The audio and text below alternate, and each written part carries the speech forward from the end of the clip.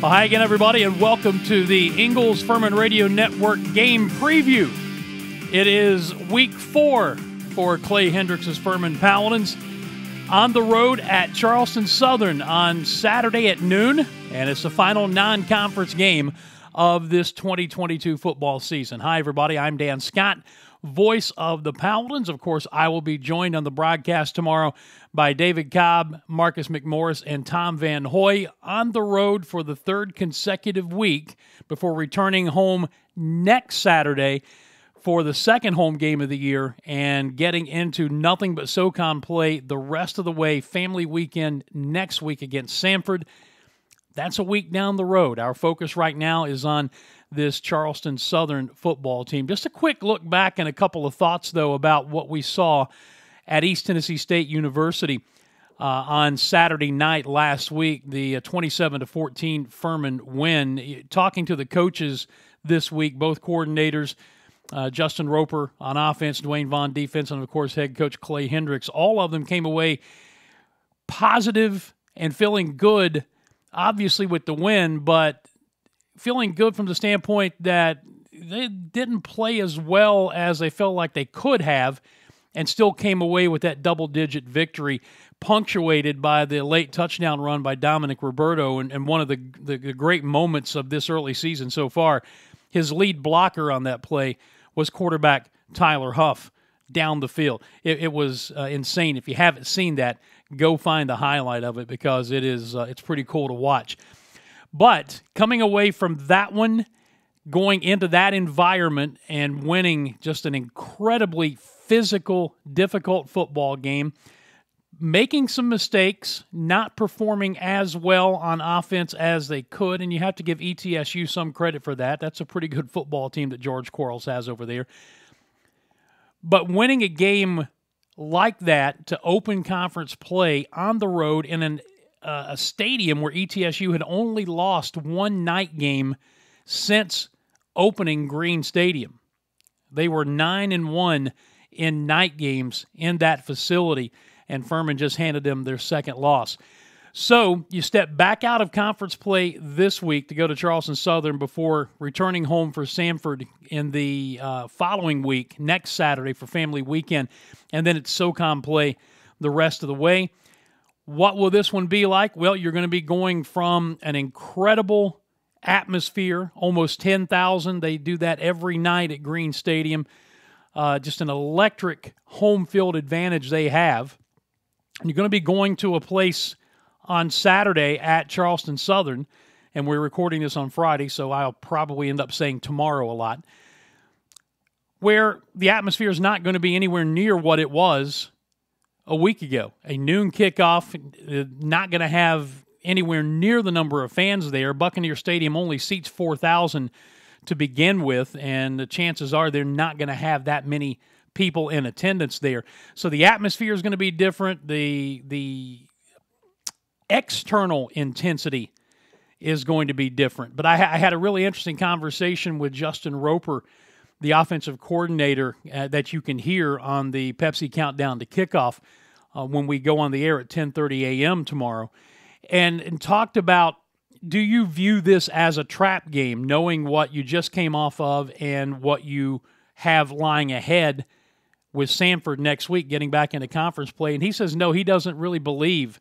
in trap games. What he does believe is taking care of your business, focusing on yourself, making sure you do what you do well, cleaning up mistakes, and having the kind of intensity you're supposed to have. And, I made the comment to him at the end of that segment of our interview that anybody who played football in 2020, or for our level, the spring of 21, learned something about creating your own energy, because by and large, everybody around the country was playing in empty stadiums with piped-in noise and cardboard cutouts. You remember all of that. And you heard coaches on this campus. Bob Ritchie with basketball talked about it quite a bit. Clay Hendricks talked about it.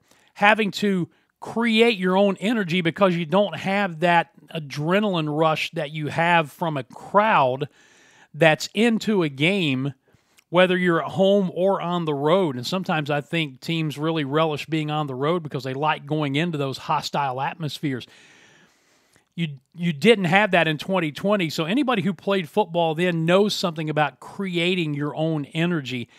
And Justin agreed with me when we talked about that this may be one of those games where you have to create your own energy down at Charleston Southern. Now, who knows? We may roll in there tomorrow, and they may have the place packed out, but the recent history suggests that won't be the case. Either way, Furman cannot allow itself to get caught up in what happened last week, what is on the agenda for next week, and not focus on the task at hand against this Charleston Southern team, because despite their numbers, especially on the defensive side of the football, where through 3 games they are giving up some big numbers. And you look at the opponents they've played, as Clay Hendricks told me, a lot of people would give up a lot of numbers against their schedule. Opening up against Western Carolina, which is a high-octane offense, as we know, then going to NC State, who Furman played a year ago, and then just this past week at Eastern Kentucky.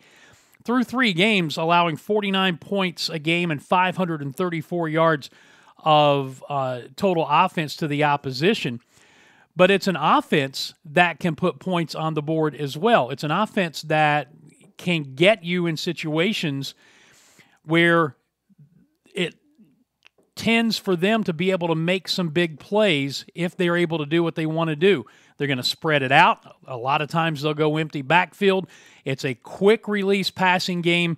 Quarterback gets it out fast and tries to get one-on-one matchups in space against the defensive backs. And even with the schedule they've played, they're still averaging almost 20 points a game during that time. Now, things are going to start to level out really for everybody at our level now as we get totally into conference play and move on. So some of these stat numbers, good and bad, should start to come back to the median quite a bit.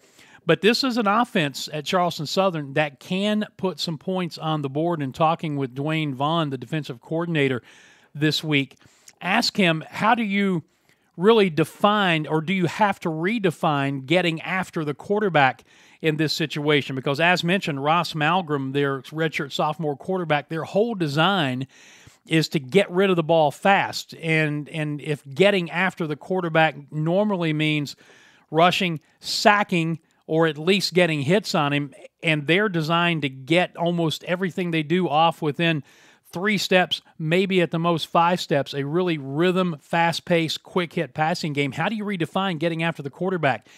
And he said, well, we may not get the sacks. We've still got to make him uncomfortable, clog up the throwing lanes, find a way to get to him, maybe get some hits on him right after he releases the football to make him uncomfortable. He said, but the plus side of that kind of passing game is because they do it so quickly, that means that our defensive backs don't have to cover as long in the secondary. So there's always a plus-minus factor to everything.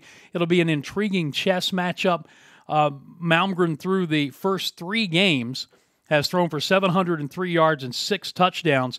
He's also thrown 4 picks and completing 58% of his passes. His top receiving target thus far has been Seth Anderson, a redshirt freshman from Sewanee, Georgia, with 18 catches for 268 yards and 3 touchdowns. Their leading running back is T.J. Ruff, has only 93 yards on 30 carries. They do not have a rushing touchdown through their first 3 games of the season.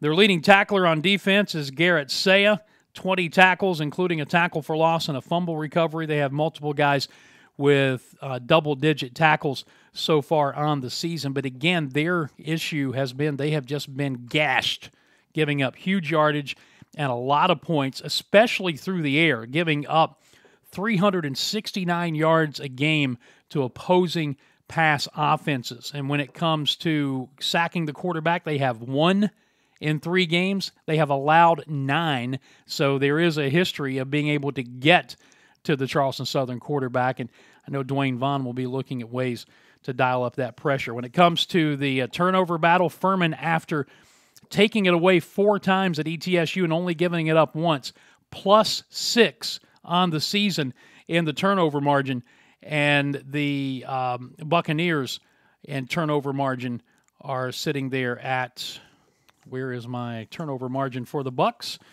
They are -1 on the season. So the Paladins also have that trend going for them as well. Autry Denson, the Charleston Southern head coach in his 4th season, and you may recall here at Paladin Stadium in the opening week of 2019, it was his first game as head coach taking over that program.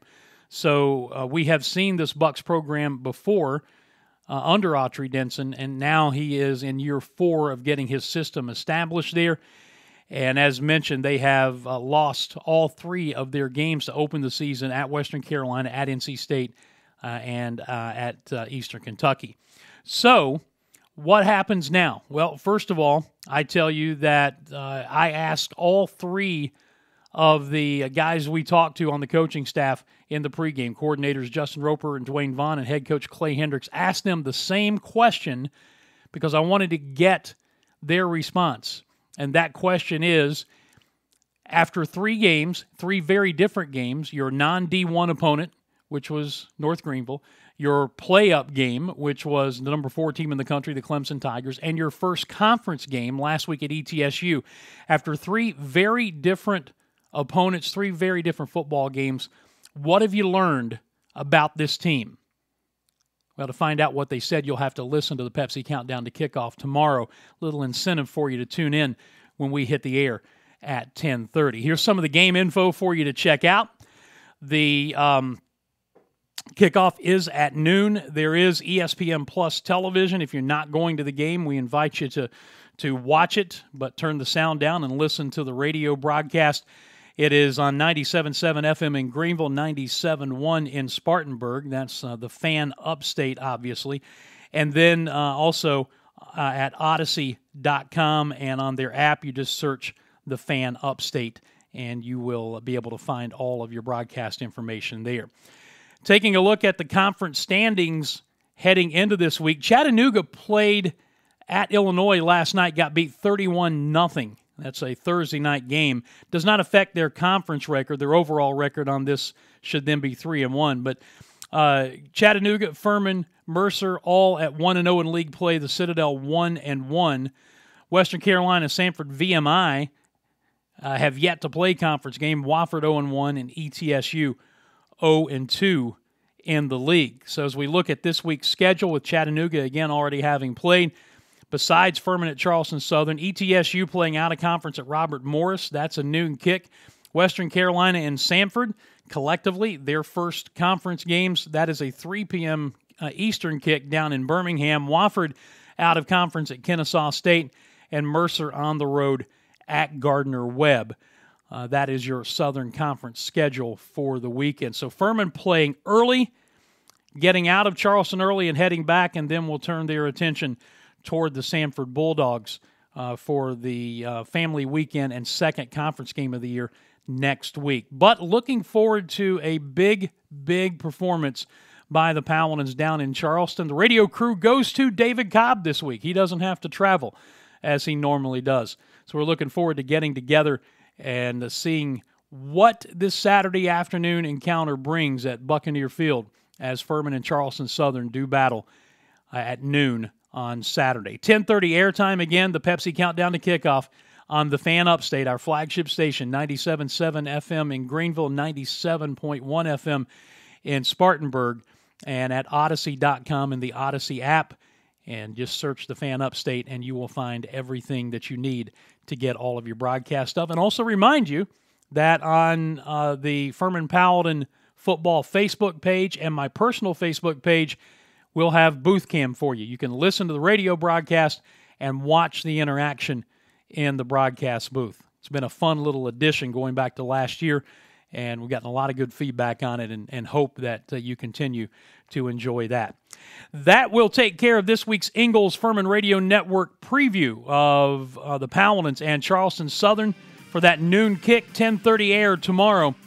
Down in North Charleston is where that campus is. I have a daughter who graduated from there. She's a nurse thanks to that program. She's got a little affinity for there, but all Paladins all the time as we hit the road for this football game. We'll see you down in Charleston. Look forward to talking to you then. Until then, I'm Dan Scott, as always, saying God bless you, and so long, everybody.